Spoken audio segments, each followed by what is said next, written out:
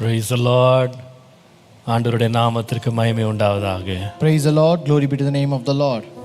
இந்த புதிய வாரத்திலேயும் ஆண்டவர் கிருபையினாலே நம்மை மறுபடியுமாக தேவ சமூகத்திலே கூட்டி சேர்த்து அவருடைய கிருபைக்காய் கர்த்தரை ஸ்தோத்திரிக்கிறேன்.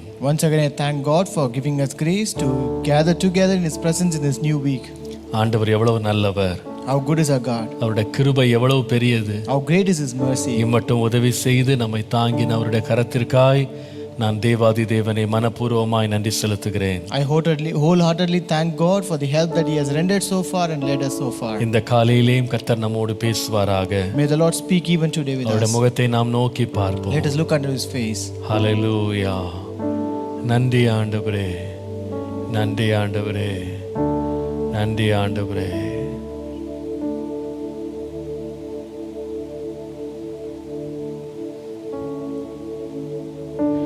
என் கர்த்தர் செய்ய நினைத்தது தடைபடாது. என் தேவன் என்னை ஆசீர்வதித்தால் தடுப்பது யாரு? என் கர்த்தர் செய்ய நினைத்தது தடைபடாது. என் தேவன் என்னை ஆசீர்வதித்தால் தடுப்பது யாரு? என் தேவனால் நான் உயருவேன், என் தேவனால் நான் பெருகுவேன். என் தேவனால் நான் உயருவேன், என் தேவனால் நான் பெருகுவேன். நிச்சயம் நடக்கும், நிச்சயம் நடக்கும். சுற்றி உள்ள கண்கள் அதை பார்க்கும். என்னை சுற்றி உள்ள கண்கள் அதை பார்க்கும். ஆமாண்டவரே, எங்களை உயர்த்த, எங்களை பெருக பண்ண நீர் வைத்திருக்கிற திட்டங்களுக்காக நன்றி. Yes Lord, thank you for the plans that you have kept to exalt us, to Lord lift us up by Lord. ஆண்டவரே, நாங்கள் நன்றாயிருக்க வேண்டும் என்று சொல்லி நீர் விரும்பிதான் உம்முடைய பரிசுத்த வேதத்தை எங்கள் கரங்களிலே கொடுத்து அதை தியானிக்க பண்ணி, கற்றுக்கொள்ள பண்ணி, எங்களுக்கு வெளிப்படுத்துகிற உம்முடைய சத்தியங்களுக்காக உம்மை ஸ்தோத்திரிக்கிறோம். Lord, thank you that you have given your holy scripture in our hand that we may meditate and Lord be good and well and that we may grow up in it, Lord. ஆண்டவரே, இன்றைக்கும் நலமானது எங்களுக்கு போதிக்கும்படி ஒரு நல்ல போதகரை போல, ஆசிரியரை போல எங்கள் மத்தியிலே நீர் இறங்கி வரும்படி நாங்கள் ஜெபிக்கிறோம். Lord, we pray that you may descend like a good teacher and a preacher amidst us and Lord teach us the good things that we require, Lord. இன்றைக்கு உம்முடைய நாமத்தை எங்கள் வாழ்க்கையிலே மகிமைப்படுத்தும். Let your name be magnified in our life today. இயேசுவின் நாமத்தில் பிதாவே. In Jesus' name we pray. ஆமென், ஆமென்.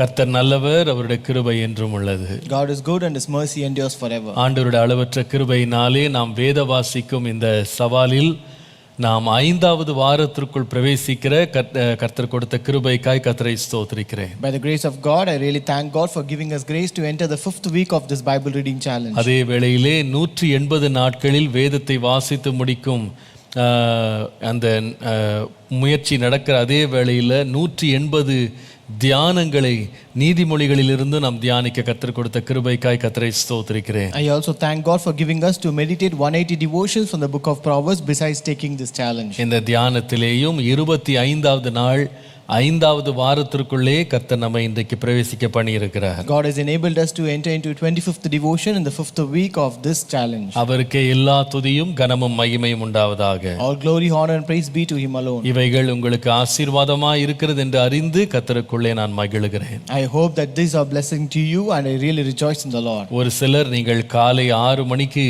இந்த டிவோஷனை நீங்க அதிகாலமே உட்கார்ந்து அநேகர் கேட்குறீங்க. So many people wake up and listen to this devotion early in the morning at 6 a.m. ஆனால் ஒரு சிலர் இதை கேட்க முடியாவிட்டாலும் ரொம்ப ரிலிஜியஸாக நீங்கள் மாலையும் நீங்கள் உட்காந்து அதை கேட்டு அந்த இரவுக்குள்ளே அதை கேட்டு அன்றைக்குள்ள வேத பகுதியை வாசிட்டு தான் படுக்க போகிறீங்க அப்படின்னு உங்களுடைய மெயில்ஸ் மூலமா வாட்ஸ்அப் மூலமா கேள்விப்பட்டு கர்த்தருக்கு நன்றி செலுத்துகிறேன். But I also came to know through your WhatsApp and your mails and messages that though you don't have time in the morning, you sit later and listen to this devotion and also complete a scripture portion for the day and then go to sleep. நிச்சயமாகவே ஒவ்வொரு நாளும் கர்த்தர் நம்மோடு கிருபையாக இடைப்படுகிறார், கர்த்தர் பேசுகிறார். அதற்காக கர்த்தரை நன்றி செலுத்துகிறேன். And truly God is really ministering with us each and every day and speaking with us each and every day, and really thank God for that. அவருக்கு எல்லா துதியும் கனமும் மகிமையும் உண்டாவதாக. All glory, honor and praise be to him alone. இன்றைக்கும் நாம் கர்த்தருடைய வேதத்திற்குள்ளே நாம் தியானிக்க கடந்து செல்லுவோம். So even today let us go into the meditation of God. கர்த்தர் இந்த தியானங்களை உங்களுக்கு ஆசீர்வாதமாக மாற்றி இருப்பாரானால் தயவு செய்து அதை உங்களால் முடிந்த வரைக்கும் எங்களுக்கு தெரியப்படுத்துங்க. நாங்களும் உங்களோடு சேர்ந்து கர்த்தரை மகிமைப்படுத்துவோம். If God has blessed you through these meditations, kindly also intimate us that we also glorify God joining you. இந்த காலவெளியிலேயும் நாம் தியானிக்கும்படியாக நீதிமொழிகளின் புஸ்தகம் 1ஆம் அதிகாரம் 24-25 வசனங்களை நாம் வாசிக்கலாம். Let us read from the book of Proverbs chapter 1 verses 24 and 25. நான் கூப்பிட்டும் நீங்கள் கேட்க மாட்டோம் என்கிறீர்கள், நான் என் கையை நீட்டியும் கவனிக்கிறவன் ஒருவனும் இல்லை. என் ஆலோசனையெல்லாம் நீங்கள் தள்ளி என் கடிந்து கொள்ளுதலை வெறுத்தீர்கள். Because I have called and you refused, I have stretched out my hand and no one regarded, because you disdained all my counsel and would have none of my rebuke. கர்த்தருடைய நாமத்திற்கு மகிமை உண்டாவதாக. Glory be to the name of the Lord. ஞானம் செய்கிற 4 வேலைகளை நம்ம பார்க்கிறோம். Here we can see the works that wisdom does. ஞானம் எப்படி நம்மை வந்து அடைவதற்கு அது பிரயாசப்படுகிறது. How does wisdom work out to reach us? இந்த வசனங்களை நீங்கள் பார்ப்பீர்களானால் When you read in these verses, 24ஆம் வசனத்துல இந்த ஞானம் நம்மை பார்த்து கூப்பிடுகிறது. in verse 24 wisdom calls. அதே வசனத்திலே நீங்கள் மறுபடியும் வாசிப்பீர்களானால் அது தன் கையை நீட்டுகிறது. And in the same verse you can read wisdom stretches out its hand. 25ஆம் வசனத்துல நீங்கள் அந்த ஞானம் ஆலோசனை தருகிறது. In verse 25 wisdom counsels.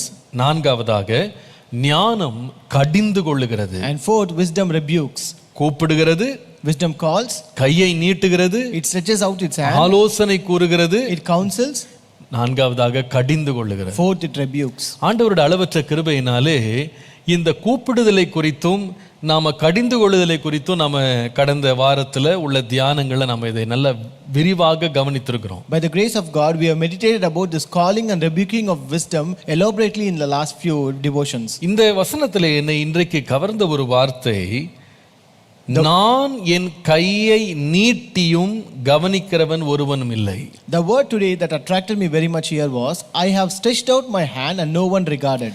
அதாவது கையை நீட்டுதல் அப்படின்றது எதற்கு அடையாளமா இருக்கிறது என்றால், என் கையை நீட்டி உங்கள் கவனத்தை நான் ஈர்க்க பார்க்கிறேன், என் கையை நீட்டி உங்கள் பாதையில உங்களை தடுக்க பார்க்கிறேன், ஆனா நீங்க கவனிக்க மாட்டேங்கிறீங்க அப்படின்னு சொல்றாரு. What does this stretching out the hand signifies? It means that I stretch out my hand and try to draw your attention. I stretch out my hand and try to restrain in your way.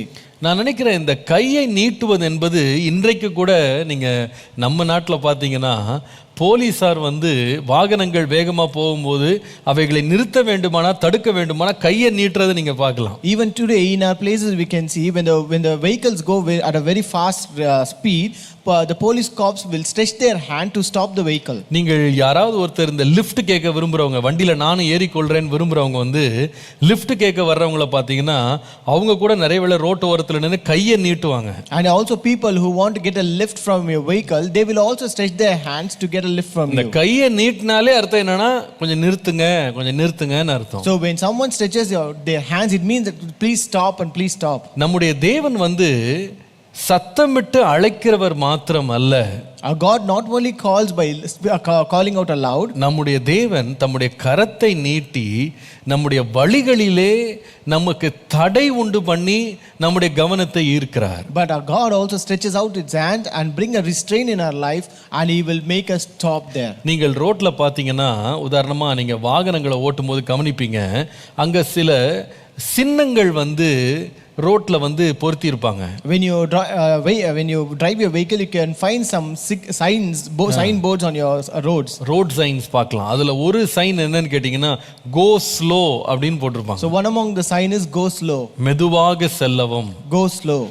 சில இடங்கள்ல இப்படி மெதுவாக செல்லவும் அப்படின்னு சொல்லி வெறும் board மட்டும் தான் போட்டிருப்பாங்க. In certain places you can find only the board that says go slow. ஆனா அதையும் மீறி விசேஷமா நம்ம நாட்டை போல நாடுகள்ல வந்து என்ன பண்ணுவாங்கன்னா ஸ்பீட் பிரேக்கர் அப்படின்னு சொல்லி ஒண்ணு வச்சிருப்பாங்க. But beyond that, countries like our country, they would also place speed breakers. இது என்ன அர்த்தம்னு சொன்னா, ஆலோசனையா சொன்னேன், நான் வந்து எழுத்து மூலமா உங்களுக்கு சொன்னேன், ஆனா அதோட நிறுத்தாம எழுத்தின் பிரகாரமாகவே உங்களுடைய வேகத்தை குறைக்கிறதுக்கு நான் வந்து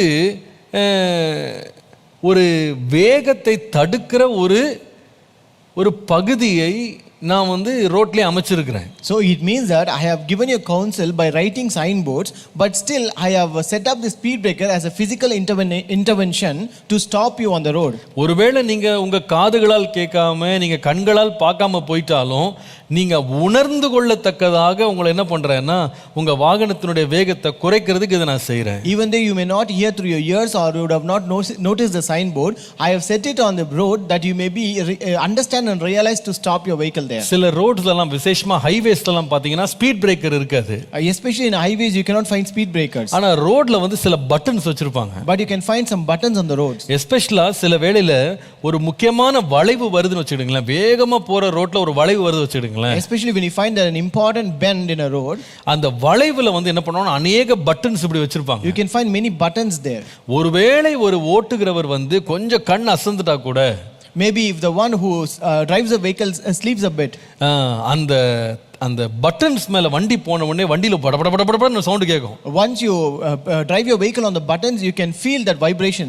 அப்போ உடனே அவன் விழித்துக் கொள்வான், அவன் வந்து வண்டியை திருப்புறதுக்கு அது வசதியா இருக்கும்னு சொல்லி அதை செய்வாங்க. So immediately he will wake up and it would be easy for him to turn his vehicle. ஆகவே கர்த்தர் கூட என்ன பண்றாருன்னா நம்மோடு வந்து ஞானத்தை கொண்டு அழைக்கிறது மாத்திரம் இல்ல, தம்முடைய கரத்தினால் என்ன பண்றாருன்னா சில வேளைகள் நம்முடைய வழிகளை தேவன் தடுக்கிறவராய் இருக்கிறார். Our God not only calls wisdom, but also sometimes he will stretch out his hand and he will stop or restrain using his wisdom. நீங்க ஒன்றை விளங்கிக் கொள்ளணும். You have to understand something. வெளிப்படுத்தல் 3ஆம் அதிகாரம் 7ஆம் வசனம் வாசிக்கும்போது, if you read Revelation 3:7, ஆண்டவர் பிலதெல்பியா சபையினுடைய தூதனுக்கு எழுதும் பொழுது, when he writes to the angel of the church in Philadelphia, சொல்லுகிறாரு, அதுல ஒரு முக்கியமான பகுதி, ஒருவரும் பூட்டக்கூடாதபடிக்கு திறக்கிறவரும் ஒருவரும் திறக்கக்கூடாதபடிக்கு பூட்டுகிறவருமாய் இருக்கிறவர் என்று வாசிக்கிறோம். He says he who opens and no one shuts and shuts and no one opens.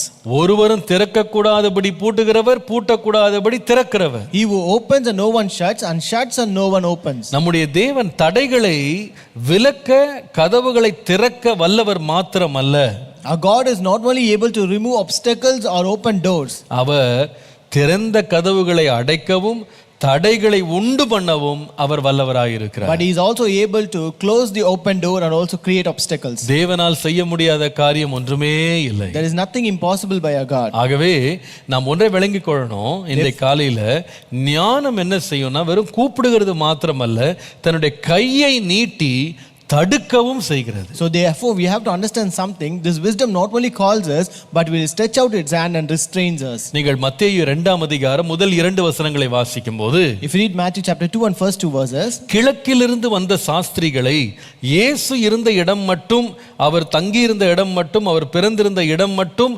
வழிநடத்தி கொண்டு வந்தது ஒரு நட்சத்திரம். It was a star that led these wise men who came from the east until Jesus where he was born. ஆனால் அதே தேவன் நட்சத்திரத்தினால் வழியை காட்டினது மாத்திரமல்ல, the Lord not only showed the way through the star. மத்தேயு 2:12 வாசிக்கும்போது, if you read Matthew 2:12, இதே ஜனங்கள் தேவனால் சொப்பனத்தில் எச்சரிக்கப்பட்டு வேறு வழியாய் தங்கள் தேசத்திற்கு திரும்பி போனார்கள்னு பார்க்கிறோம். we read they being divinely warned in a dream that they should return to Herod, should not return to Herod, they departed for their own country another way. ஒரு நட்சத்திரம் ஏரோதுவின் அரண்மனைக்கு கொண்டு வந்துச்சு. one star led them towards the palace of Herod. ஆனால் இன்னொரு சொப்பனமோ அந்த ஏரோதின் அரண்மனைக்கு போகாதபடி தடுத்தது. But another dream stopped them from reaching Herod. நம்முடைய தேவன் வழியை திறக்கிறவர் மாத்திரமல்ல, வழியை அடைக்கிறவர்ன்றதை மறந்துடாதீங்க. And don't ever forget, our God not only opens the ways, but He will also close and shut the ways. ஆண்டவர் அநேக முறை பேசுவார். God will speak many times. அந்த பேச்சின் சத்தத்தை ஒரு மனுஷன் கேட்காமல் போவானானால் தேவன் வழியை தடுத்தாவது அவனை வழிக்கு திரும்ப கொண்டு வரணும்னு முயற்சி செய்வார். If a person doesn't listen to that voice, at least He will stop him and create an obstacle, and He brings him back to his way. நீங்கள் ஆதியாகமம் 3ஆம் அதிகாரத்துக்கு வாசிப்பீர்களானால், If you read Genesis chapter 3, ஆண்டவர் 1ஆம் அதிகாரம் 28ஆம் வசனத்துல நீங்கள் பலுகி பெருகி பூமியை நிரப்புங்கள் அப்படின்னு சொல்லி ஆண்டவர் கட்டளை கொடுத்திருந்தார் அல்லது ஆசீர்வதித்திருந்தார். in chapter 1 and verse 28, He said, you grow, you increase, multiply and replenish and fill the earth, and He blessed the people. நீங்க பூமியை நிரப்புங்க. You fill the earth.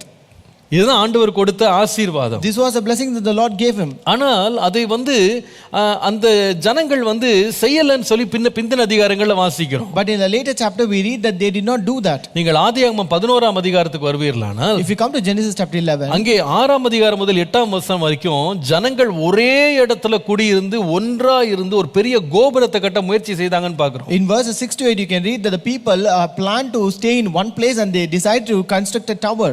இப்போ ஆண்டவர் என்ன செய்தார் தெரியுமா? Now what did God do? 7ஆம் வசனத்துல வாசிக்கிறோம். In verse 7, கர்த்தர் அவர்களை அங்கிருந்து 8ஆம் வசனத்துல கர்த்தர் அவர்களை அவ்விடத்திலிருந்து பூமியின் மீதெங்கும் சிதறி போக பண்ணினார்னு பார்க்கிறோம். Verse 8 says, so the Lord scattered them abroad from there over the face of all the earth.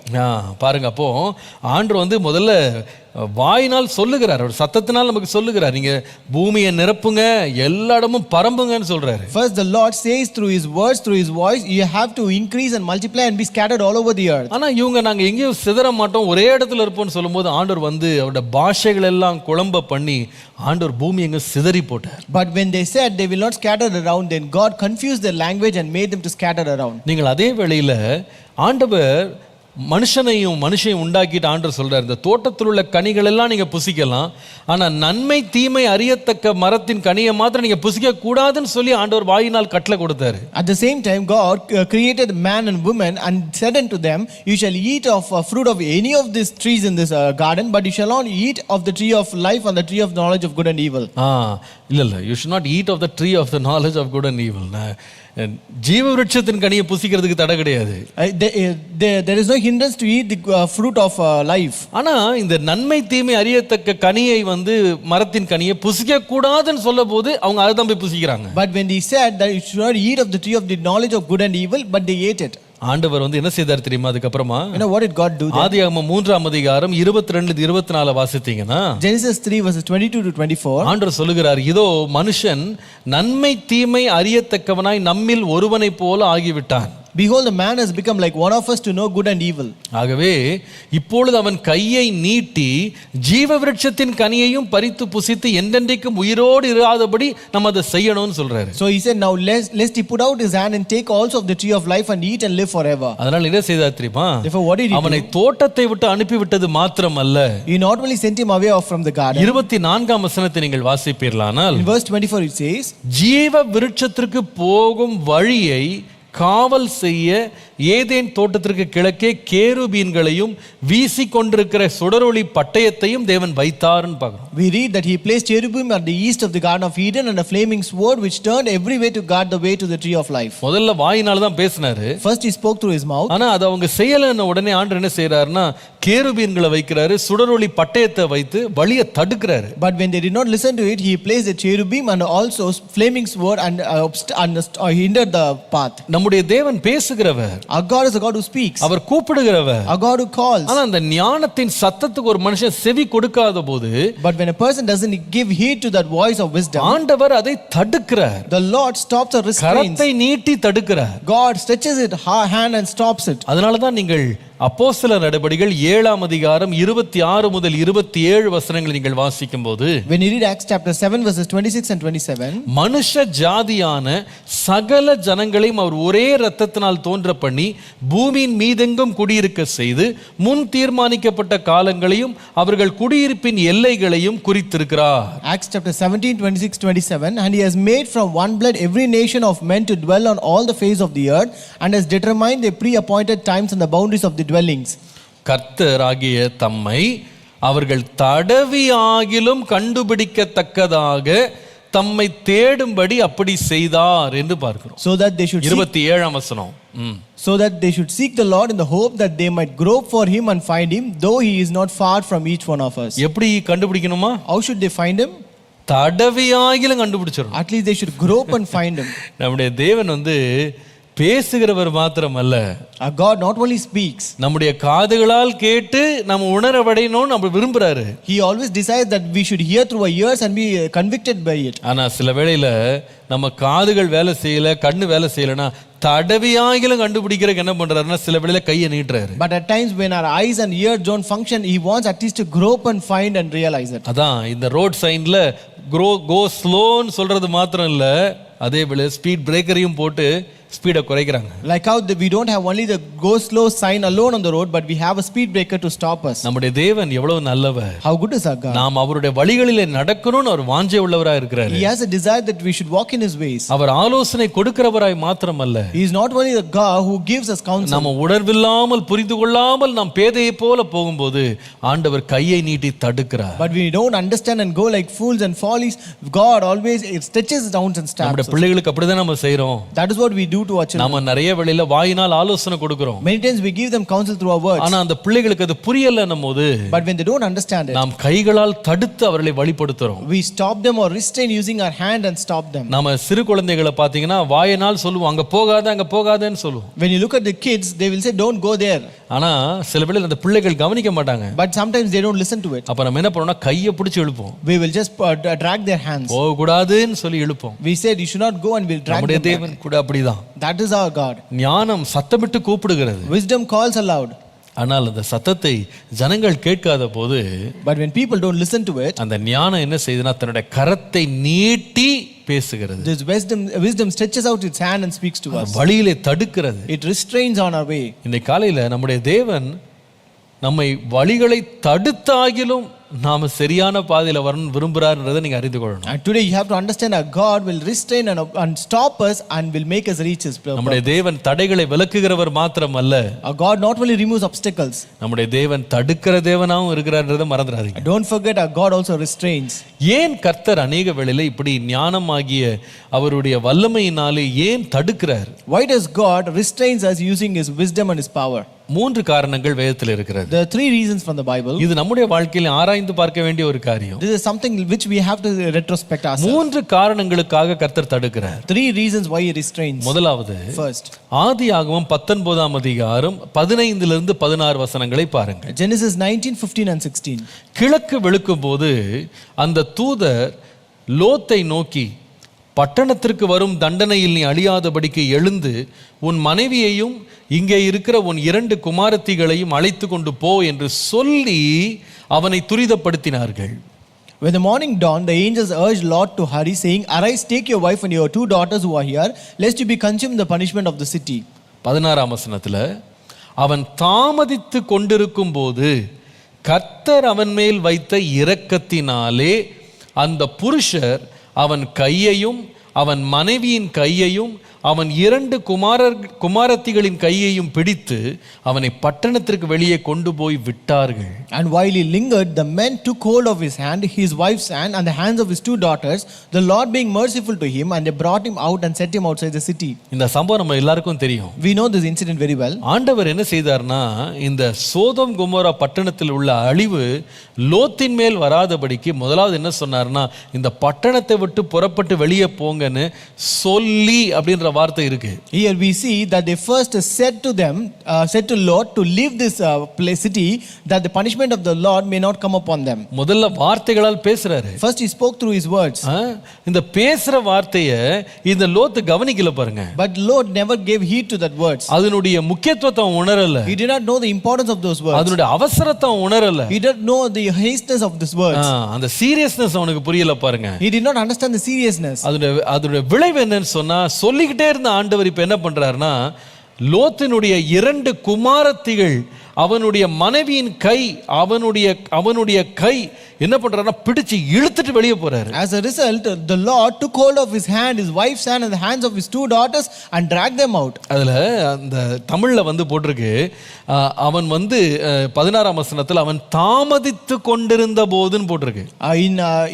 As he was delaying, it is mentioned in Tamil as it was delaying. இன்னொரு டிரான்ஸ்லேஷன்ல இப்படி இருக்கு, he was reluctant ன்னு போட்டிருக்கு. அதாவது அவனுக்கு அந்த இடத்தை விட்டு போக மனமில்லாமல் நின்னுட்டு இருந்தானா. So in other translation it says he was reluctant, he didn't have heart to move from that place. ஆனா ஆண்டவர் என்ன பண்ணாருன்னா மனமில்லாத லோத்துவ சொல்லி சொல்லி பார்த்தாரு, அதை கையை பிடிச்சு இழுத்துட்டு போயிட்டாரு. But God told him many times, but when he never listened, God took him away. ஏன் இப்படி கையை நீட்டி தடுத்து அவன் கையை பிடிச்சு இழுத்துட்டு வெளியே கொண்டு போறாரு? Why did God stretch his hand and took a hold of his hand and brought him out? அதுல வசனத்துல ரொம்ப தெளிவா இருக்கிறது. It's very beautiful in the verse. 16ஆம் வசனத்துல கர்த்தர் அவன் மேல் வைத்த இரக்கத்தினால். Verse 16 says the Lord being merciful to him. கர்த்தர் நிறைய வேளையில ஏன் கரத்தை நீட்டி நம்முடைய பாதைகளை தடையை உண்டு பண்ணுகிறார்னா, முதலாவது அவர் நம்மேல் வைத்திருக்கிற இரக்கத்தினால் என்பதை மறந்து போகக்கூடாது. The first point why God extends or stretches out his hands and stops us or restrains is to extend his pity.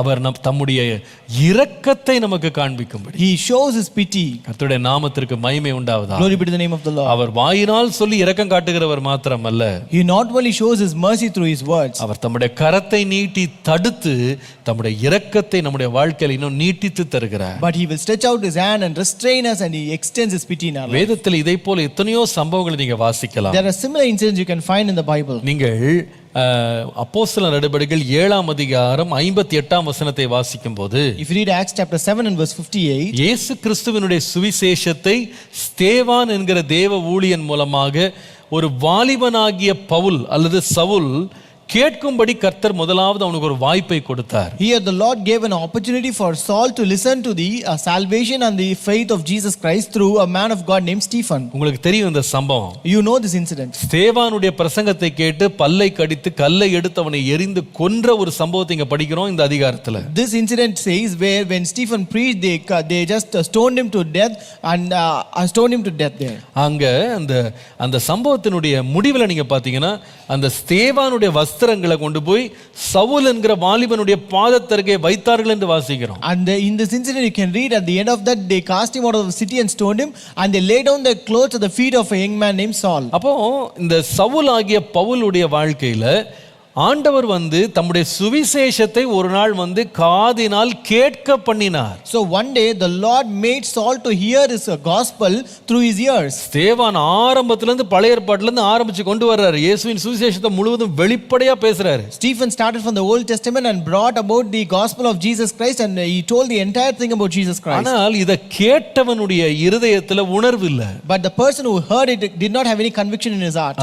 அவன் அதை புரிந்து கொள்ளல. He did not understand. அதை ஏற்றுக்கொள்ளல. He did not accept அவன் இருதயத்தை கடினப்படுத்தி உட்கார்ந்திருக்கான். He hardened his heart and was sitting there. அப்ப ஆண்டவர் அடுத்தது ஒரு சம்பவத்துக்கு போறாரு. Then the Lord took him to another incident. நீங்கள் அப்போஸ்தலர் நடபடிகள் 9ஆம் அதிகாரத்துக்கு வரும்பொழுது, if you come to Acts chapter 9, 3ஆம் வசனத்தை பார்ப்பீர்களானால், in verse 3 you can read, அவன் பிரயாணமாய் போய் தமஸ்குவுக்கு சமீபித்த பொழுது சடுதியிலே வானத்திலிருந்து ஒரு ஒளி அவனை சுற்றி பிரகாசித்தது, அவன் தரையிலே விழுந்தான் என்று பார்க்கிறோம். As he journeyed he came near Damascus and suddenly a light shone around him from heaven, then he fell to the ground. அவன் என்ன செய்கிறான்? தரையில விழுந்தான். Then he fell to the ground.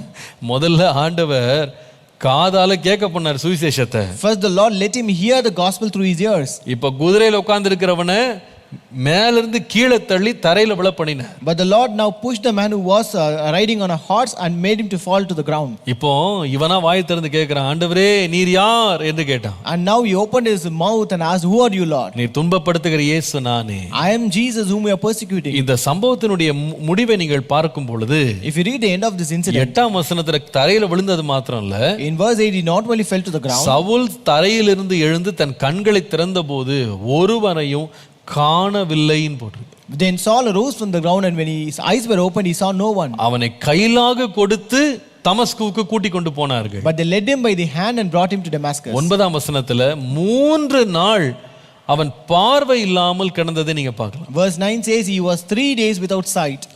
Blind for 3 days. 3 நாள் கண்ணு தெரியல. He was blind for 3 days. ஆரம்பம் எப்படி ஆரம்பிச்சது? How did he start? கர்த்தர் எப்படி அவனை அழைச்சாருன்னு கேட்டீங்கன்னா, முதலாவது கண்ணால பார்க்க வச்சாரு, காதால கேட்க வச்சாரு. How did God call him? First, God made him to see through his eyes and hear through his ears. ஆனா அதுக்கு அவனுக்கு உணர்வு இல்ல. But he never gave heed to it. உணர்வில்லாத மனுஷனுக்கு ஆண்டவர் என்ன செய்தார்னா, குதிரையிலிருந்து கீழே தள்ளி விட்டாரு. When a person did not accept or understand, God made him to fall from the ground. அவன் கண்ணை குருடாக்கி போட்டாரு. God blinded his eyes. அப்பதான் அவனுக்கு உணர்வு வந்தது. Only then he began to realize. இதை குறித்து, இந்த சம்பவத்தை குறித்து அப்போஸ்தலனாகிய பவுல் பிந்தின நாட்கள்ல தீமோத்தேயுக்கு எழுதும்போது நீங்க வாசிப்பீர்களானா, when Apostle Paul writes to Timothy about this incident later, 1 தீமோத்தேயு 1ஆம் அதிகாரம் 13ஆம் வசனத்தை நீங்கள் வாசித்தால், if you read 1 Timothy chapter 1 and verse 13, அவர் சொல்லுவாரு, முன்னே நான் தூஷிக்கிறவனும் துன்பப்படுத்துகிறவனும் கொடுமை செய்கிறவனுமாய் இருந்தேன். Although I was formerly a blasphemer, a persecutor and an insolent man. அப்படி இருந்தும் நான் அறியாமல் அவிசுவாசத்தினாலே அப்படி செய்தபடியால் இரக்கம் பெற்றேன். But I obtained mercy because I did it ignorantly in unbelief. என்ன அருமையா இருக்கு பாருங்க. How beautiful it is. அப்பா ஆண்டவரே, நீர் எவ்வளவு நல்லவர். Lord, how good you are, Lord. அவன் கண்ணால பார்க்க வைக்கும்போது அவனுக்கு புரியல. When you made him to see through his eyes, he did not understand. அவன் அறியாத பாதையிலேயே தெரியாத ஒரு பேதையை போல போய் கொண்டிருக்கிறான். He was going in an unknown way like a fool. தூஷித்து கொண்டே இருக்கிறான், துன்பப்படுத்தி கொண்டே இருக்கிறான்.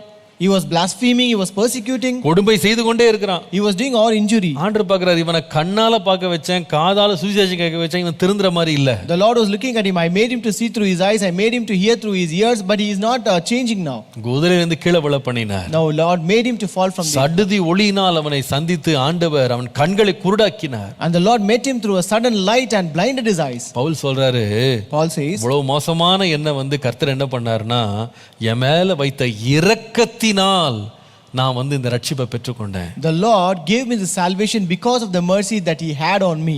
நான் அறியாமல் இருந்தேன். I was ignorant. ஆனா கர்த்தர் என் மேல இரக்கம் வச்சாரு. But Lord kept his mercy on me. நிறைய வேளையில கர்த்தர் தம்முடைய கரத்தை நீட்டி நம்மை தடுக்கிறதுக்கு காரணம் அவர் நம்மேல் வைத்திருக்கிற இரக்கம். Many times the Lord stretches out his hand and restrains us. It's because of his mercy and pity that he has on us. துன்மார்க்கன் தன்னுடைய துன்மார்க்கத்தில் அழிவது தேவனுக்கு பிரியமானது இல்ல. It is not desirable for God for wicked to destroy in his wickedness, to perish in his wickedness, to die in his wickedness. அப்படிப்பட்ட ஒரு நிலையில் இருக்கிறவனை கர்த்தர் பேசுகிறாரு, அவன் கேட்காத போது கையை நீட்டி தடுக்கவும் செய்றாரு. In that situation the Lord speaks to that person, and when he doesn't listen to it, the Lord will extend his pity and he will save him. நம்முடைய வாழ்க்கையில எத்தனை முறை கர்த்தர் எத்தனையோ காரியங்களை தடுத்திருக்கார் தெரியுமா? You know how many times the Lord has restrained many things in our life? நம்ம நினைக்கிறோம் கர்த்தர் நமக்கு தீமை செய்றார், நம்ம நினைக்கிறோம். We might think the Lord is doing some evil to us. ஆனா अनेक வேளையில கர்த்தர் தடுக்கிறதுக்கு காரணம் என்னன்னு சொன்னா, நம்மேல் வைத்த இரக்கம். But many times the reason why God restrains is because of his pity and mercy. கர்த்தர் தம்முடைய இரக்கத்தினால தான் கையை நீட்டுறாரு. The Lord stretches his hands because of his mercy. பேசிக்கொண்டே இருந்த அவருடைய சத்தம் நின்று போய் அவருடைய கரத்தினால் கட்டாயமாய் பிடித்து நம்மை நடத்துறாரு. The voice that is speaking will stop, and then he will just by force stretch out his hand and drags it out. எதற்காக? For what? நம்மேல் வைத்த இரக்கத்தினால். Because of this mercy that he நம்மேல் has. வைத்த இரக்கத்தினால். Because of the mercy that has kept upon us. ஆண்டவருடைய இரக்கத்திற்கு நாம் ரொம்ப நன்றி உள்ளவங்களா இருக்கணும். We should be much grateful for the mercy of God. பேதைகளை போல கிடந்த நம்மை தம்முடைய கரத்தினால் நீட்டி தேவன் தப்பக்கம் திருப்பின அவருடைய கிருபை பெரியது. The grace that God has bestowed upon us, that he turned us towards him, is really great. முதலாவது நான் சொன்னேன், First I told you. ஏன் கர்த்தர் கரத்தை நீட்டுறாருன்னா அவருடைய இரக்கத்தினால். First, why God restrains to extend his pity. இரண்டாவது ஏன் தேவன் தம்முடைய கரத்தை நீட்டுறார் தெரியுமா? Second reason why God restrains. அல்லது ஏன் நம்முடைய எழுத்தின் பிரகாரமாக அவர் நம் வாழ்க்கையில கிரியை செய்றார் தெரியுமா? Or in other ways, why does God work literally in our life? நீங்கள் மத்தேயு 23ஆம் அதிகாரம் 37ஆம் வசனத்தை நீங்கள் வாசிப்பீர்களானால், If you read Matthew 23 and verse 37, எருசலேமே எருசலேமே தீர்க்கதரிசிகளை கொலை செய்தவளே, உன்னிடத்தில் அனுப்பப்பட்டவர்களை கல்லெறிகிறவளே, கோழி தன் குஞ்சுகளை தன் சிறகுகளின் கீழ் கூட்டி சேர்த்து கொள்ளும் வண்ணமாக நான் எத்தனை தரமோ உன் பிள்ளைகளை கூட்டி சேர்த்து கொள்ள மனதாயிருந்தேன், உங்களுக்கோ மனது இல்லாமல் போயிற்று. O Jerusalem, Jerusalem, the one who kills the prophets and stones those who are sent to her, how often I wanted to gather your children together as a hen gathers her chicks under her wings, but you were not willing. கர்த்தருடைய நாமத்திற்கு மகிமை உண்டாவதாக. Glory be to the name of the Lord. ஆண்டவர் என்ன செய்றாருன்னா, முதலாவது கூப்பிடுறாரு.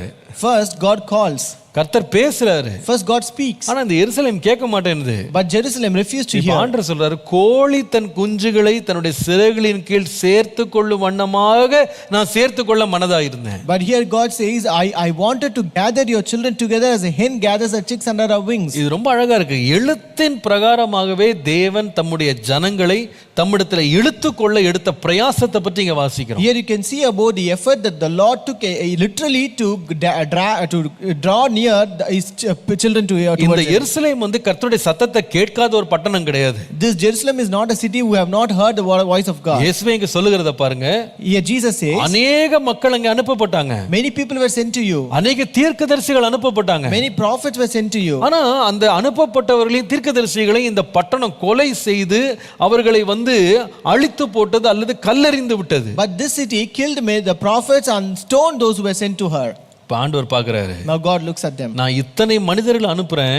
I send you many people. என்னுடைய சத்தத்தை அவர்கள் வாயில உரைக்க பண்றேன். I make my voice to speak through them. தீர்க்கதரிசனங்கள் மூலமாக அவர்களோடு பேசுறேன். I speak to you through the prophecies. எத்தனையோ எச்சரிப்புகளை கண்டிப்புகளை என் வாயினால் நான் அவங்களுக்கு வெளிப்படுத்துறேன். I reveal many of my warnings and cautions through their voice. ஆனா இந்த ஜனங்க கேட்கல. But these people are not hearing. இவர்கள் மனம் திரும்பல. They are not transforming. என்ன பண்ணார் தெரியுமா? But what did he do? அவரே இறங்கி வந்துட்டார். He himself came down. அவரே இறங்கி வந்தார். He himself descended. நீங்கள் அதனால தான் யோவான் 3ஆம் அதிகாரம் 16ஆம் வசனத்தை வாசிப்பீர்களானால், That's why if you read John 3:16, தேவன் தம்முடைய ஒரே பேரான குமாரனை விசுவாசிக்கிறவன் எவனோ அவன் கெட்டு போகாமல் நித்திய ஜீவனை அடையும்படிக்கு அவரை தந்தருளி இவ்வளவாய் உலகத்தில் அன்பு கூர்ந்தார் என்று வாசிக்கிறோம். we read, for God so loved the world that he gave his only begotten son, that whoever believes in him should not perish but have everlasting life. என்ன அழகா இருக்கு பாருங்க. How beautiful it is. கர்த்தர் வந்து தீர்க்கதரிசிகள் மூலமா பேசிட்டு தான் இருந்தார் இஸ்ரவேல் ஜனங்களுக்கு. The Lord was speaking to the people of Israelites through prophets. ஆனால் அவங்க கேட்கல.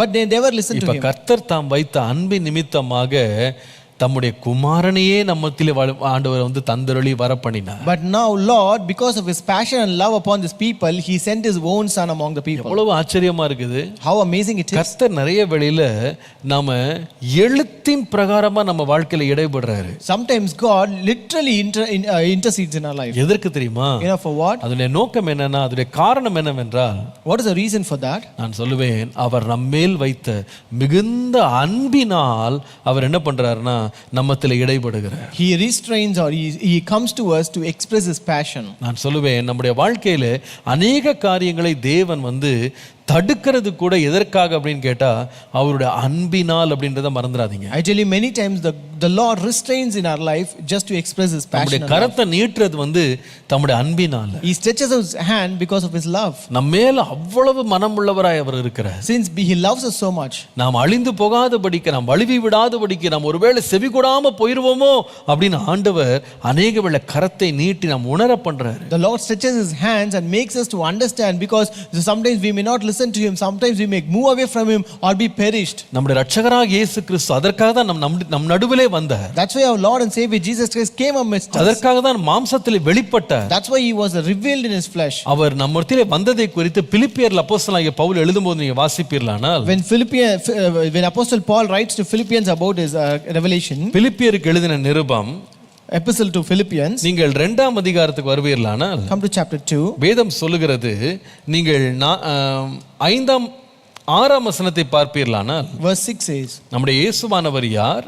who is that Jesus? அவர் தேவனுடைய ரூபமாக இருந்தும் தேவனுக்கு சமமாய் இருப்பதை கொள்ளையாடின பொருளாக எண்ணாமல் தம்மை தாமே வெறுமையாக்கி அடிமையின் ரூபம் எடுத்து மனுஷர் சாயலானார். Who being in the form of God thought it not robbery to be equal with God, and made himself of no reputation, and took upon the form of a servant, and was made in the likeness of men. அவர் மனுஷ ரூபமாய் காணப்பட்டு மரண பரியந்தம், அதாவது சிலுவையின் மரண பரியந்தமும் கீழ்ப்படிந்தவராகி தம்மை தாமே தாழ்த்தினார். And being found in fashion as a man, he humbled himself and became obedient unto death, even the death of the cross. யார் இவர்? Who is he? வேதம் சொல்லுகிறது, தேவனுடைய ரூபமாய் இருந்தார். He said he was in the form of God. தேவனுக்கு சமமாய் இருந்தார். He was equal with God. ஆனால் அப்படிப்பட்டவர் என்ன செய்தார்னா மனுஷ சாயலானார். But such God came in the likeness of men. சிலுவை பரியந்தம் கீழ்ப்படிந்தார். He obeyed until the death of cross. அவர் கரம் ஏன் நமக்காய் நீட்கப்பட்டதுன்னா அவருடைய அன்பினால.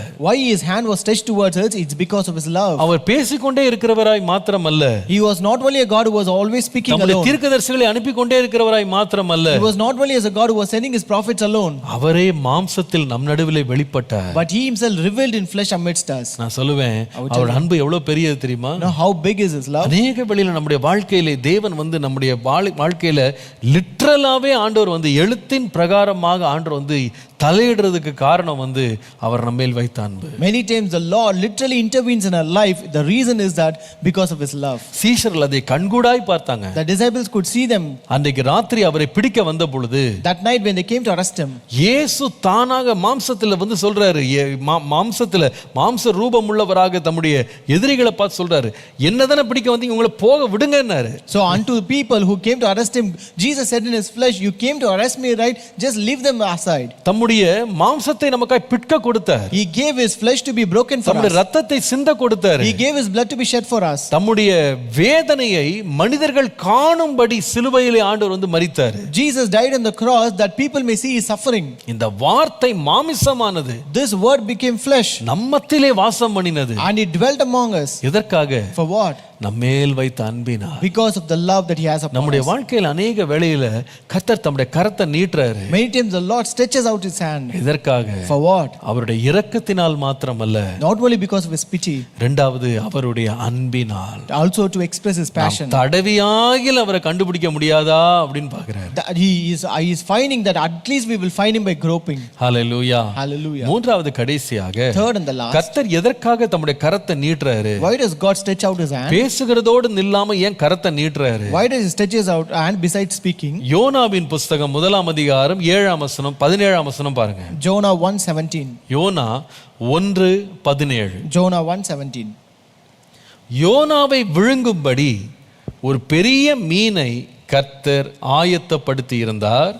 அந்த மீன் வயிற்றிலே யோனா ராப்பகல் 3 நாள் இருந்தான். Now the Lord had prepared a great fish to swallow Jonah, and the Jonah was in the belly of the fish 3 days and 3 nights. ஒரு பெரிய மீனை கர்த்தர் ஆயத்தப்படுத்தினார். God had prepared a great fish. இந்த சம்பவம் நமக்கு எல்லாருக்கும் நல்லா தெரியும். We know this incident very well. இந்த யோனா தேவனுடைய சத்தத்தை கேட்ட ஒரு மனுஷன். This Jonah was a person who heard the voice of God. தேவனுடைய திட்டத்தையும் தேவனுடைய சித்தத்தையும் அறிந்த ஒரு மனிதன். He was a man who know the purpose and the will of God. ஆனால் நினிவேக்கு போக மாட்டேன் என்று அவன் மனதில் தீர்மானம் பண்ணிக்கொண்டு தர்ஷீஷுக்கு பிரயாணம் பண்ணி போய் கொண்டிருக்கிறான். But he decided in his heart that he will not go to Nineveh, and he was traveling towards Tarshish. ஆனால் தேவனுக்கு நினிவேயின் மக்களை பற்றி ஒரு நோக்கம் இருந்தது, யோனாவை பற்றி ஒரு நோக்கம் இருந்தது. But God had a purpose about the people of Nineveh and also a purpose about Jonah. ஆண்டவர் இந்த யோனாவினுடைய வாழ்க்கையை தீர்க்கதரிசியாக தேவன் ஏற்படுத்தினதற்கு காரணமே இப்படிப்பட்ட ஒரு பெருந்திரள் கூட்டத்தை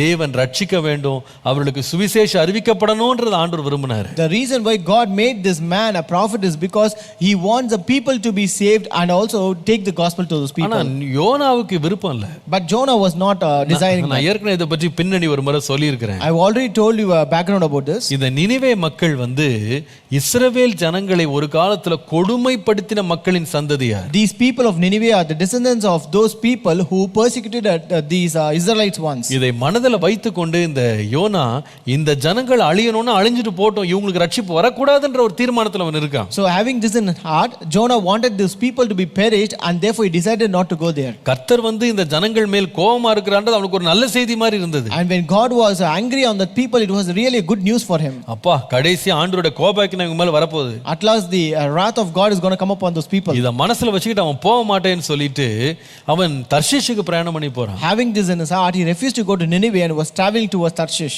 வேதம் சொல்லுகிறது, The Bible says, ஆண்டவர் என்ன செய்தார்னா இவன் தர்ஷீஷுக்கு கப்பல்ல போனாலும் கர்த்தர் வந்து கரத்தை நீட்டி அந்த பிரயாணத்தை தடுத்தாரு. Though he went to Tarshish, he was on his way to Tarshish, God stretched out his hand and stopped his travel. ஆண்டவர் வந்து ஒரு பெரிய புயல் காற்றுல கப்பல் வந்து தொடர்ந்து முன்னேற முடியாதபடி தடுத்தாரு. God stopped or obstructed that the ship may not move because of the great storm. முடிவில் பார்த்தீங்கன்னா இந்த யோனாவை கடலிலே எரிய வேண்டிய ஒரு சந்தர்ப்பம் வந்துருது. At the end, there came a situation where they have to throw this Jonah into the sea. Jonah என்ன நினைச்சான் தெரியுமா? What did Jonah think? ஒருவேளை நான் வந்து தர்ஷீஷ் போகாட்டி கூட பரவாயில்ல, If in case if I don't go to Tarshish, it is okay. இந்த நினிவேக்கு மட்டும் நான் திரும்பி போக மாட்டேன். I will never again return to Nineveh. நான் அடிக்கடி யோசிப்பேன், I used to think very இந்த often. யோனா சொல்லியிருக்கலாம், This Jonah would have told, எங்க நான் வந்து நினிவேக்கு போக வேண்டிய ஆளு, see, I have to go to Nineveh. நான் தெரியாம வந்து ஆண்டவருடைய வார்த்தையை கீழ்ப்படியாம நான் தர்ஷீஷுக்கு போறேன். I did not obey the word of God. I am moving towards Tarshish. இந்த புயல் நிக்கணும்னா நீங்க வந்து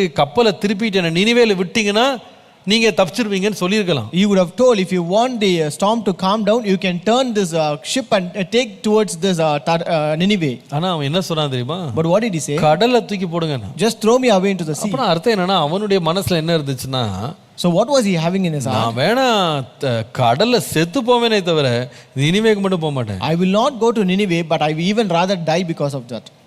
ஆனா கர்த்தர் நல்லவர். But God was good. அவனுக்கென்று ஒரு மீனை ஆயத்தம் பண்ணினார். But the Lord prepared a great fish for him. அவனை அது நினிவேயில போய் அந்த கரையில போய் வாந்தி பண்ணி போட்டதுன்னு சொல்லி வாசிக்கிறோம். We read that the fish vomited him into the shore of Nineveh. மூன்றாவது காரணம், கர்த்தர் ஏன் தெரியுமா கரத்தை நீட்டுறாரு? The third reason why God stretches out his hand, தம்முடைய நோக்கத்தை தம்முடைய சித்தத்தை தேவன் நம்முடைய வாழ்க்கையில நிறைவேற்றும்படியாக சில வேளையில தடுக்கிறாரு. God restrains sometimes to execute his purpose and plan in our life. தம்முடைய நோக்கத்தை தம்முடைய திட்டத்தை நம்முடைய வாழ்க்கையிலே தேவன் செய்யும்படியாக தேவன் என்ன செய்கிறார்னா கரத்தை நீட்டுறார். God restrains to execute his plan and purpose in our life. கர்த்தருடைய பரிசுத்த நாமத்திற்கு மகிமை உண்டாவதாக. Glory be to the holy name of God. இந்த காலவெளியில் நாம் அதை விசுவாசிக்கணும். This morning we should believe it. யோனாவுடைய வாழ்க்கையில தேவ சித்தத்தை அவர் சொல்லும்போது கேட்காத மனுஷனுக்கு ஆண்டவர் வந்து கட்டாயத்தின் அடிப்படையில் என்ன பண்றாருன்னா தேவன் பக்கம் திருப்புறாரு. Here the Lord in the life of Jonah, when he did not listen to the plan that God has told him, God turned him towards him by compulsion. நீங்கள் யோனா 4ஆம் அதிகாரம் வாசிப்பீர்களானா, If you read in Jonah chapter 4, 7ஆம் வசனத்தை வாசிக்கும் போது verse 7 says, எல்லாரும் வந்து மனம் திரும்பி அவங்க கோபாக்கினி அவர்கள் மேலிருந்து திருப்பப்பட்ட வேளையில, when everyone repented and the wrath was taken away from them, வேதம் சொல்லுகிறது, the Bible says, இந்த யோனாக்கு கடும் கோபம் உண்டாகி உட்கார்ந்திருக்கிறானா. this Jonah was much furious. இந்த இந்த இந்த பட்டணம் அழியணும் அதை பார்க்கணும்னு உட்கார்ந்திருக்கிறான். He was waiting there for the city to be destroyed. ஆனா கர்த்தர் வந்து என்ன பண்றாருன்னா முதல்ல செடி அவன் தலை மேல பரம்பு பண்றாரு, ஆமணக்கு செடியை. But God made a tree, a plant to grow on him. ஆனா இவனுடைய பொல்லாப்பை ஆண்டவர் விளக்கும்படி என்ன பண்ணாருன்னா ஆண்டவர் ஒரு ஒரு பூச்சியை அனுப்பி, வேதம் சொல்லுகிறது 7ஆம் வசனத்துல, அந்த பூச்சி என்ன செய்ததுன்னா அந்த ஆமணக்கு செடியை அரித்து போட்டதுன்னு வாசிக்கிறோம். But in verse 7 it says, God prepared a worm and it so damaged the plant that it withered. கர்த்தருடைய பரிசுத்த நாமத்திற்கு மகிமை உண்டாவதாக. Glory be to the name of the Lord. கர்த்தர் வந்து பாருங்க பேசுறாரு, God speaks. ஆனா அதுல அவன் கேட்காத போது, but when he doesn't listen, தேவ சித்தத்துக்கு தன்னை ஒப்பு கொடுக்காத போது, when he did not commit to the plan of God, சுபாவங்கள் அவன் மாற்றம் அடையாத போது, when he did not change his nature and character, கர்த்தர் என்ன செய்தாருன்னு சொன்னா, what did God do? ஆண்டவர் பூச்சி அனுப்பி கூட அவனுக்கு பாடம் சொல்லி கொடுக்கிறார். God sent a worm and also taught him a lesson. இந்த யோனாவின் வாழ்க்கையில் நிறைய மிருகங்கள் தான் அவனுக்கு நிறைய பாடம் சொல்லி கொடுத்திருக்கு. In the life of Jonah it was many animals that taught him a lesson. ஆண்டவர் கரத்தை வெளிப்படுத்துறதுக்கு ஆண்டவர் மிருகங்களை யூஸ் பண்ணார். God used animals to reveal his power and grace. இதே போல ஒரு சம்பவத்தை நீங்க வந்து எண்ணாகமம் 22ஆம் அதிகாரத்துல வாசிக்கலாம். You can read a similar incident in Numbers chapter 22. இந்த பீலேயாம் என்கிற தீர்க்கதரிசிக்கு பாடம் புகட்ட ஆண்டவர் வந்து ஒரு கழுதையை பயன்படுத்தி இருக்கிறார். God used a donkey to teach a lesson to Balaam.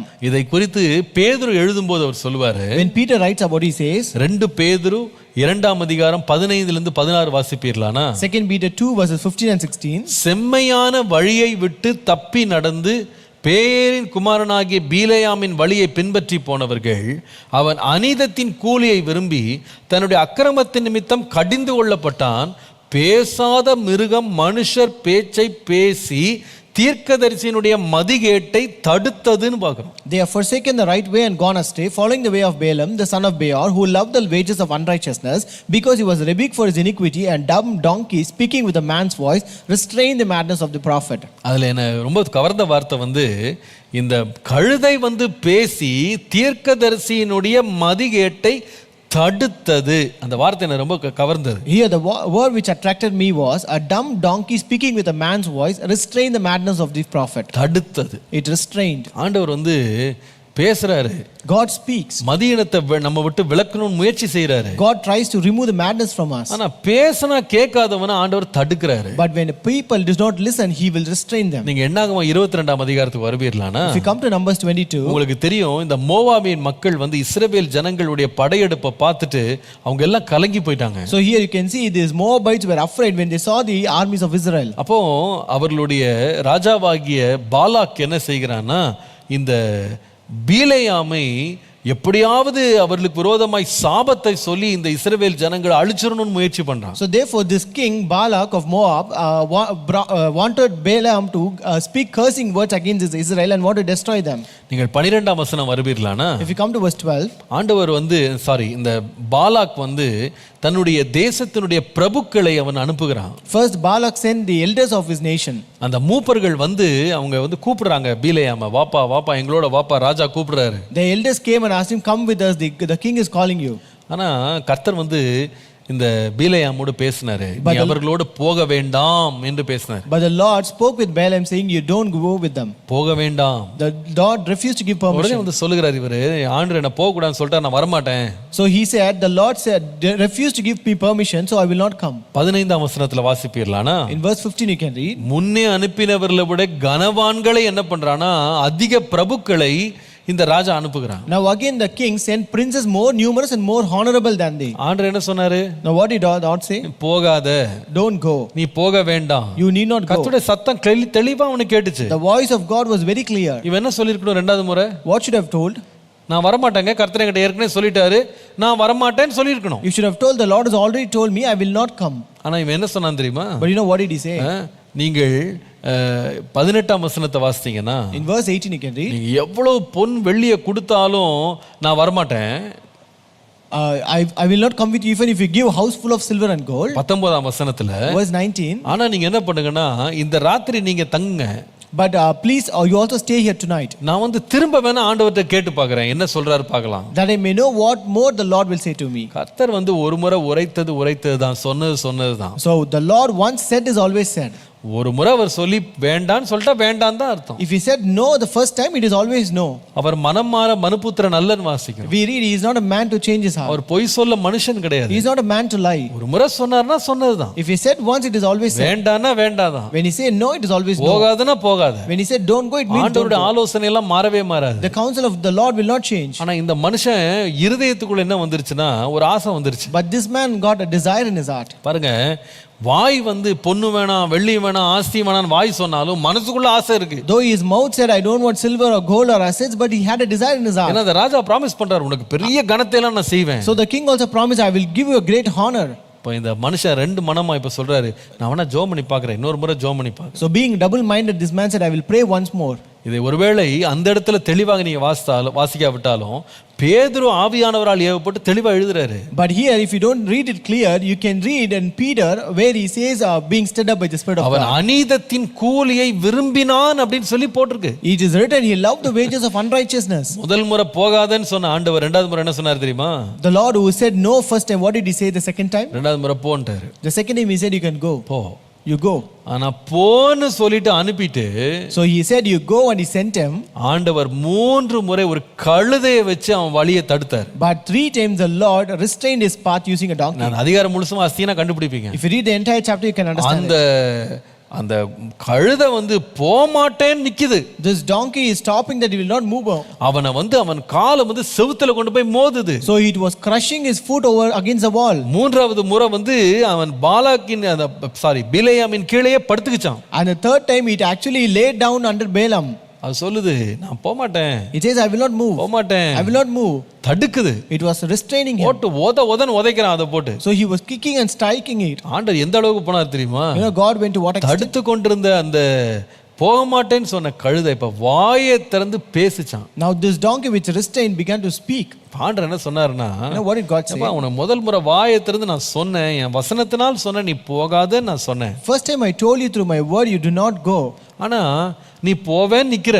But you say you want to go. அநீதத்தின் கூலியை நீ விரும்பிட்ட. You love the wages of unrighteousness. ஆனா இதுல எனக்கு பிரியம் இல்லைன்ற உனக்கு காண்பிக்கும்படியாக கர்த்தர் வந்து தடுக்கிறாரு. But to show that I am not pleased in this, God restrained him. இந்த பிலேயாம் பாருங்க, இந்த அநீதத்தின் கூலியை விரும்பி அவன் செய்த இந்த குற்றத்தினுடைய விளைவு பின்னால நீங்க படிப்பீங்களானா, If you read the outcome because of this act which he did out of loving the wages of unrighteousness, அவன் கொல்லப்பட்டு மரித்தான் என்று பார்க்கிறோம். we can read that he was murdered to death. ஏன்? Why?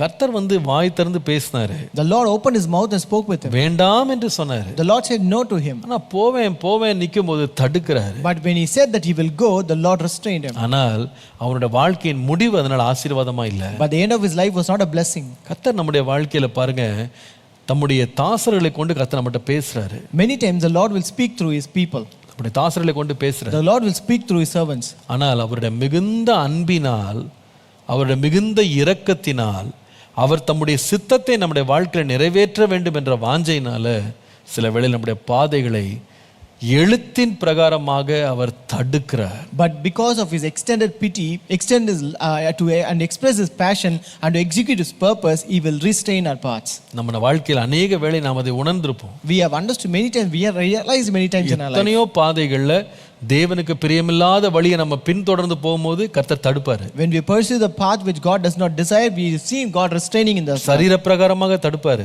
Physically he will intervene. அநேக வேளையில நம்முடைய முயற்சிகள்ல தோல்வியை கொடுத்து தடுப்பாரு. Many times he will give failure in our efforts and he will stop us. எச்சரிப்பின் சத்தத்தை கொடுத்து தடுப்பாரு. He will give us a voice of warning and stop us. நம்முடைய வாழ்க்கையில சில போராட்டங்கள், பிரச்சனைகளை தேவன் அனுபவித்து தடுப்பாரு. God will send us some struggles and strives in our life and he will obstruct சில us. அவமானங்களை கொடுத்து தடுப்பாரு. He will send us some shame in our life and obstruct us. ஆண்டவர் பலமுறை நம்முடைய கண்களும் செவிகளும் சரீரமும் உணரத்தக்கதாக தேவன் தம்முடைய வார்த்தையை தம்முடைய இரக்கத்தினாலும் அன்பினாலும் நம்மை கொண்டவர் செய்ய விரும்புகிற சித்தத்தை வெளிப்படுத்தி நிறைவேற்றுவதின் தீவிரத்தினாலும் வைராக்கியத்தினாலும் கர்த்தர் தடுப்பாரு. Lord will stop and restrain us because of his pity and mercy that he has for us, because of his passion and love, and because to execute his purpose and plan in our life. பலமுறை கடிந்து கொள்ளப்பட்டும் தன்னுடைய பிடரியை கடினப்படுத்துகிறவன் சகாயமின்றி நாசமடைவான் போட்டிருக்கு. It is written, the one who being warned many times but who stays stubborn will die without any help. கர்த்தருடைய நாமத்துக்கு மகிமை உண்டாவதாக. Glory be to the name of the Lord. எருசலேமே எருசலேமே, O Jerusalem and Jerusalem, கோழி தன் குஞ்சுகளை தன்னுடைய சிறகுகளை சேர்க்கிறதற்கு வண்ணமாக உன்னை சேர்த்துக்கொள்ள எத்தனையோ தரம் நான் மனமாயிருந்தேன். How often I wanted to gather your children together as a hen gathers her chicks under her wings.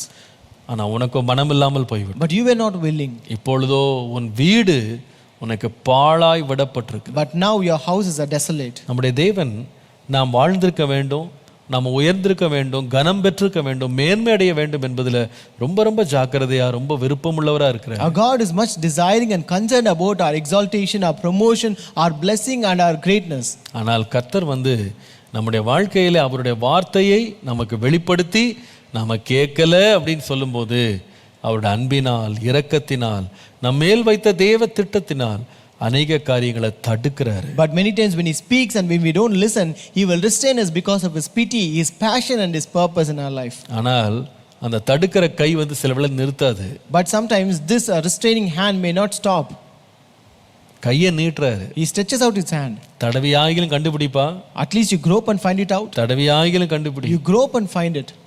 நம்ம தடவியாகிலும் கண்டுபிடிச்சிட்டா நல்லது. If you grope and find it, that is good for us. எப்படி ஒரு ஸ்பீட் பிரேக்கரை போட்ட உடனே நம்ம அதுலயாவது கொஞ்சம் வேகம் குறைவா போவோமான்னு அவங்க போடுறாங்க. So like how they lay down the speed breakers that we may minimize our speed at least by seeing that. அதை பார்த்தாவது நம்ம வந்து அது அந்த ஒரு உணர்வு வந்தாகிலும் நம்முடைய வாழ்க்கையில வரக்கூடிய ஆபத்தை வந்து நம்ம விட்டு விலகிடுவோமா, தப்பிச்சிருவோமான்னு சொல்லி தான் ஸ்பீட் பிரேக்கர் போடுறாங்க. Speed breakers are laid that we may understand that speed breaker and minimize our damage and danger in our life. நமக்கு வரப்போகும் விபத்திலிருந்து தப்பிக்கிறதுக்கு அவங்க வச்சிருக்கிற தடையை வந்து அதை பார்த்தாவது நம்ம கொஞ்சம் மெதுவா போவோமான்னு கட்டாயத்தின் பேர்ல தடுக்கிறாங்க. So they will stop us by compulsion because that at least they can save us from the accident that may happen in our life by looking at it. சில பேர் பார்த்திருக்கீங்களா? But have you seen some people? அந்த speed breaker மேலேயே வேகமா ஓடிட்டு போகும். they will also drive very fastly even upon the speed breaker. சில பேர் இன்னும் மோசம் நம்ம நாட்டுல. Some people are more horrible. அந்த ஸ்பீட் பிரேக்கர் பக்கத்துல ஒரு சின்ன நடபாதை இருக்கும் பாருங்க, ஒரு மண் தரை இருக்கும் பாருங்க. You will find a small pathway on the side of the speed breaker. அந்த மட் ரோட்ல வந்து என்ன பண்ணுவாங்கன்னா வண்டி அந்த ஸ்பீட் பிரேக்கர் பக்கத்துல இறக்கி அதே வேகத்துல போய் திருப்பி அந்த பக்கம் போகும். They will drive their vehicle in that mud path and again go with the same speed. இதற்கு மேல என்ன செய்ய முடியும்? What else can we do more than this? ஆண்டவர் கூட இப்படிதான் நம்மகிட்ட பேசுறாரு.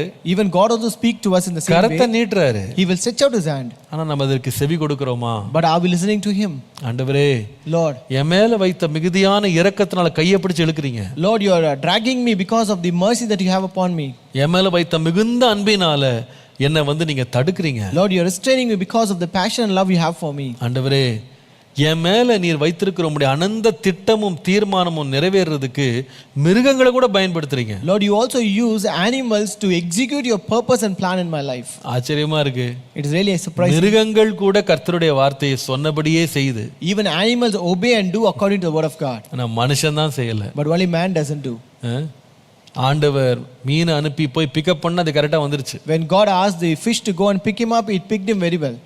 எங்க இறக்கணுமோ கரெக்டா சொன்ன இடத்துல இருக்குச்சு. And it also dropped him in the place where he is supposed to reach. ஆனா தீர்க்கதரிசி என்று அழைக்கப்பட்டவன் தான் போக மாட்டேன்ட்டான். But the one who was called as prophet refused to go. ஒரு சின்ன பூச்சிக்கு சொல்றாரு, ஒரே ராத்திரியில அந்த ஆமனுக்கு செடியை நீ சாப்பிடணும். And to a small worm he said, you have to entirely devour the entire plant in one night. ராத்திரி முழுசும் உட்கார்ந்து அதை அரிச்சு போடுது. So he devoured the entire plant in one night. ஆனா மனுஷன் தான் தனக்குள்ள இருக்கிற கோபத்திலிருந்து வெளியே வரல. But this man never came out of his anger in his life. நான் சொல்லுவேன், கர்த்தர் நம்மோடு இன்னைக்கு பேசுறாரு. I tell you, the Lord is speaking with us. பேசுகிறது மாத்திரமல்ல, He not only speaks with us, தடுக்கவும் செய்கிறார். He will also restrain. இன்னைக்கு நம்முடைய கண்களை கர்த்தர் திறப்பாராக. Let the Lord open our eyes today. கர்த்தர் நம்மை இழுத்து கொள்ளும்படி எடுக்கிற முயற்சிகளுக்கு நம்மை ஒப்பு கொடுக்க நம்மை கர்த்தர் நடத்துவாராக. Let God lead us that we may commit ourselves to the efforts that God is taking to draw us to us. Shall we pray? கண்களை மூடுவோம். Let us close our eyes.